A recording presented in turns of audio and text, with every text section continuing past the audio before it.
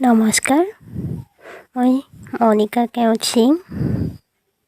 মই আজি আপোনালোকৰ মাজলৈ মোৰ এটা স্বৰচিত কবিতা আগবঢ়ালোঁ। মাজনিশা নীলাজ হয় আকাশখন, মনত পৰে উৰুষা পজাত শুই, কিমান যে আপোন আছিল সেই নীলাজ আকাশখন। মোৰ আইতাৰ সোতোৰা দোহাত মোৰ কপালত, মোৰ ৰাজকুমাৰ পাখি লগা ঘোঁৰাত উঠি আকাশী পথে আহি আইতাৰ ওঠত ওলমি ৰৈছিল। মই শৰণ খেৰৰ ছালৰ ফুটাৰে আইতাৰ সাধু কথাৰ ৰাজকুমাৰক জুমি চাইছিলোঁ।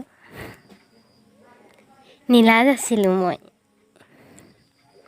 সোণতৰাৰ আকাশখনত, নিশা দুভাগ হৈছিল।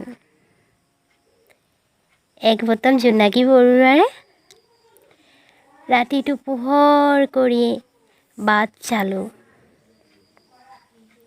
শুকুলা ঘোঁৰাত উঠি তাইও যাব সপোন পুৰিলৈ।